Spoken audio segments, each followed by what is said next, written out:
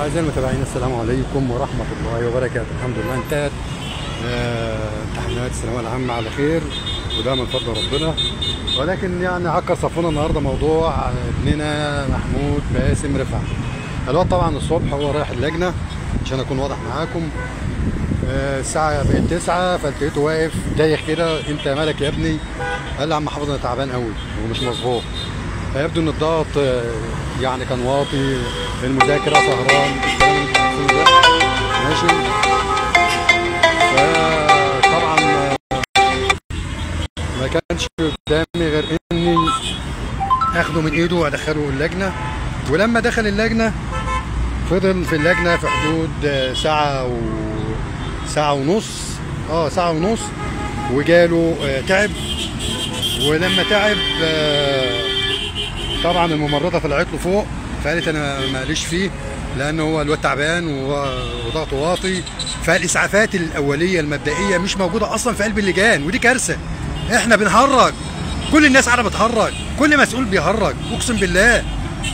يعني الاسعافات الاوليه اصلا مش موجوده، لان الكلام ده عرفته بعد كده لما دخلت. فين يا جماعه الممرضه اللي هنا؟ قالت لي انا حاولت معاها يا استاذ وقلت لهم لا ما ينفعش، الواد ممكن يضيع، لازم الاسعاف. جابوا الاسعاف ماشي. الاسعاف خد الولد، وطبعا من غير ما رئيس اللجنه يطلع مندوب من عنده مع الولد. المفترض ان في مندوب يطلع مع الولد علشان هيروح اقرب مستشفى. خدوا الطوارئ. المهم مامته كانت معاه، الواد بيمتحن في ثانويه عامه، الكل تعاطف معاه، الدكاتره كشفهم. المهم ادوا له حقن وكلام من ده. والحقيقه يا بنت عشان وقته، وانتوا عارفين المصريين في الحاجات اللي زي ده بيبقوا يعني على قلب بعض وما يعرفوش القوانين ايه اذا كان اصلا في قوانين.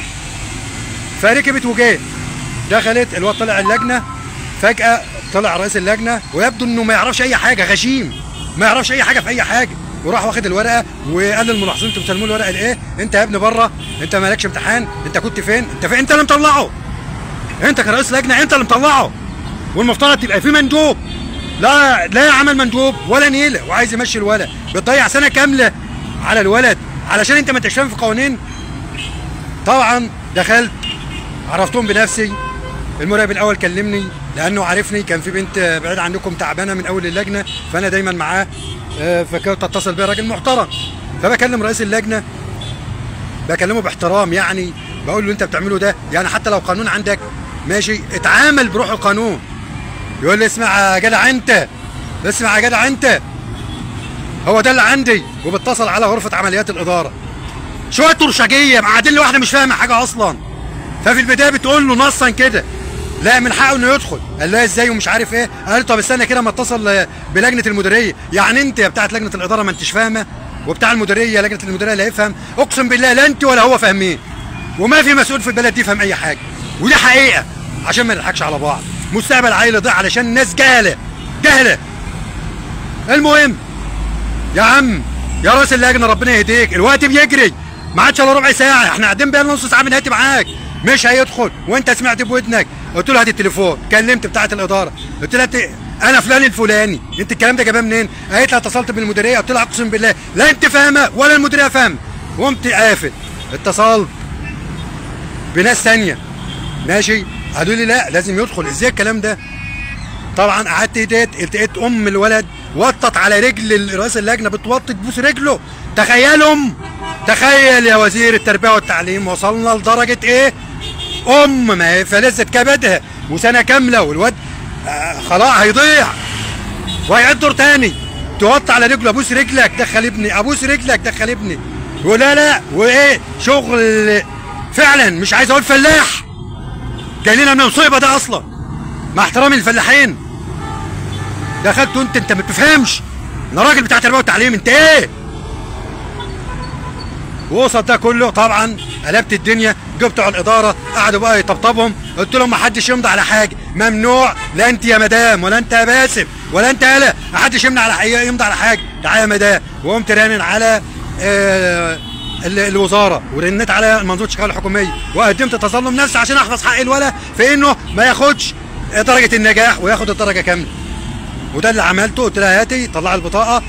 اتصلت عملنا شكوى وتظلم رسمي ومليتهم. قلت لها بس زي الفل كده، روح لهم بقى انت كده، انا كده عملت اللي عليا عشان احفظ حق الولد. ده اللي حصل النهارده. بس رساله كده بقى، اقسم بالله العظيم البلد ديت لو ماشيه بالطريقه دي والمسؤولين فيها بالطريقه دي يبقى احنا رايحين في 60 داهيه. ما حدش فاهم اي حاجه. انت يا بني ادم، يا بني ادم، يلي ماسك لي راس لجنه، وانتوا يا اخوانا بتوع الاداره وانتوا بتوع المديريه، هو انتوا ما فيش حد فيكم عنده عقل؟ ده في حاجه اسمها روح القانون. انت دلوقتي عيل عندك تعب في اللجنه ماشي، لو القانون بتاعك بيقول كده ان هو ما دام خرج ما يرجعش، انت ما خرجتش معاه مندوب ليه؟ هو ده السؤال. انت المفترض في كل زي ما انتوا عاملين الافتكاسات الخايبه، مقعدين لي امن مش عارف ايه وامن مش عارف ايه، ولجنه فيها اكتر من 70 80 ملاحظ ما اعرفش شغلتهم ايه اصلا، وده مش عارف امن، واللي لابس مش عارف ايه، واللي لابسه مش عارف ايه، واللي حتى مديره مدرسه برضه ملابسين لها اي دي. مين دول؟ مين دول؟ وعيل بيموت ما حدش عارف، لا عارف يروح يجيب له سبرينه ولا انتم موفرين له حاجه، لا تامين صحي وفر له حاجه، كل اللي وفره جثه موجوده، الممرضه موجوده وخلاص. يا ستي انا ماشيه بايه دلوقتي؟ الواد ممكن يموت. يا عم طلع معانا مندوب، لا طلب الاسعاف، جه الاسعاف خد الولد خلاص. الناس تعاطفوا مع الست، جه الولد علشان يدخل تقول له لا وتخطف منه الورقه. ايه العك اللي احنا فيه ده؟ ايه اللي بيحصل في البلد دي؟ تضيع مستقبل عيل سنه كامله علشان ما انتش فاهم في القوانين، عشان ما انتش بتتعامل بروح القوانين. ثانويه عامه ايه وبكالوريا ايه اللي انتوا قاعدين هو انتوا بتعملوا ايه؟ قسما بالله انتوا افشل خلق الله، اقسم بالله البلد دي ما هتتقدم خطوه لقدام عشان اللي ماسكينها شويه فشله. ايه ده؟ ايه ده جايبين لي ده منين؟ رئيس لجنه مش فاهم اي حاجه، لجنه اداره مش فاهمه اي حاجه. السنه اللي فاتت لما كنت انا برضه في احدى اللجان نفس الليله، والناس دخلت عليا وليه امر طالب وعايزاني امديله اللجنه، امديله اللجنه، ودخلت تتهجم عليها تضربني. اتصلت بالاداره ولجنه المديريه وهلم جره وشويه ترشجيه قاعدين عشان ادي اعداد، عشان مكافاه الامتحانات، عشان اعمل الاستماره ب 20 يوم ولا بشهر ولا بشهرين. حرام عليكم انتوا، ده سحت، ده سحت ان انتوا بتاخدوا سحت. ايه اللي بيحصل ده؟ حرام عليكم والله. ده احنا ده انتوا هتخلوا الزاهد يكفر. ايه تخلي عيل يعيد دور تاني عشان ما انتش فاهم في القوانين؟ تخلي امه توطي على رجليك عشان تقول ليه؟ يعني انت مين؟ انتوا مين اصلا؟ انتوا مين؟ ليه ما طلعتش معاه مندوب؟ ليه ما بلغتش لجنه الاداره بتاعتك ان في عندي عيل كده؟ اقسم بالله لا عمل اثبات حاله ولا عمل اي حاجه، وانا اللي لفت انتباهه لده، وعشان كده انا بقول اهو طالع وده توثيق للحاله. زي ما حصل السنه اللي فاتت لضحايا الكيمياء، نفس الليله السوداء. ايه اللي انتوا بتعملوه ده؟ الناس تفوق يا جماعه، البلد ده هتضيع بسببكم. الله، حرام، اقسم بالله حرام.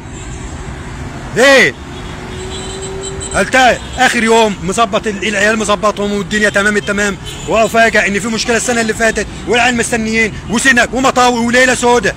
اكلم بتوع الداخليه الحمد لله ربنا يكرمهم، ما صدقهم اقسم بالله. العربيه كل 10 دقايق قلتها جايه رايحه جايه.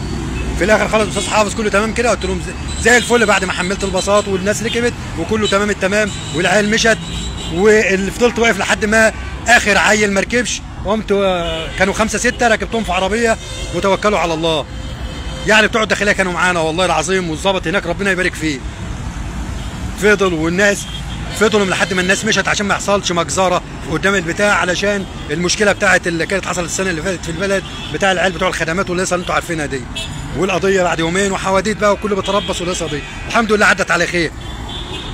الشاهد في الليله حرام عليكم، حرام عليكم ما تمشوش المركب على الطين يا معالي رئيس الجمهوريه. الناس دي مش فاهمه في قوانين والله، والله العظيم بيخلوا الناس تجيب اخرها. هو في ايه بالظبط؟ انت مسؤول، عارف يعني ايه مسؤول؟ تبقى فاهم قبل كده مع بدايه البتاع تطلع لي الورقه للعيال الساعه 9 وتلت، وعشان برضه انتوا ناس محترمه وزملاء كلمتكم بالحسنى، وبقيت اقف على الباب قدام الظابط وكل بتوع الداخليه اللي واقفين، وادخل العيال على 9 الا ربع علشان ما يضيعش منهم وقت. تقوم في النهايه تقوم تختمها ختام زفت كده، وتخلي الست توطي على رجلك تبوسها. ايه يا عم؟ ايه يا عم اللي انتوا فيه ده؟ ايه المسخره دي؟ استقيموا يرحمكم الله. اقسم بالله الواحد جايب اخره من كل حاجه. وهي توبه. انا اصلا خلاص انا ما عدتش عامل اي حاجه في اللي انا بشوفه ده، لان انا بتعب وبحرق دمي، بحرق دمي. لا حول ولا قوه الا بالله. فيا ابني يا محمود، يا ابني يا باسم، يا مدام باسم، الحمد لله انا حوضت لكم الليله، وان شاء الله ابنكم هيعيد وفقا للي اتعمل النهارده اللي عملته لكم، هيعيد بالدرجه كامله دور تاني ان شاء الله، ونحفظ حقه في التنسيق كمان. ربنا يوفقه يا رب وينجح. الحمد لله عدت على خير. الحمد لله انا اتعصبت، بس انا جاي قرفان. انتوا ما تشوفوش الواحد العرق بتاعه وقاعد يطلع ده وده، وعيال بتستظرف، وعيال مش حاجزين معانا وعايزين يركبهم، وزمايلهم عايزين يركبوهم، وحاجه يعني الواحد بيخرج من هدومه. هو اخرتها الصبح اديتهم يقولوا يا استاذ حافظ احنا جايبين مسمار ومش عارف ايه. قلت لهم لا، ده النهارده في كارثه هتحصل. مسمارك يبقى على بلدك، في بلدك على الكوبري. وده فعلا عملوه، وقعدوا بقى وربنا يصلح حالهم، وكانوا عايزين يفرحهم هم واهلهم يفرحهم، وربنا يوفقهم، وكل سنه وانتم طيبين، وربنا ينجحكم يا رب وتصلوا الى اعلى الدرجات. وما تقلقش يا محمود، ربنا يوفقك يا ابني ان شاء الله، وباذن الله متعوضه، وكل سنه وانتم طيبين. والى الملتقى مع حلقه جديده بقى في البرامج بتاعتي، اذا كان مصر المنسيه او سلامون في اسبوع. تعبتوني، والسلام عليكم ورحمه الله وبركاته.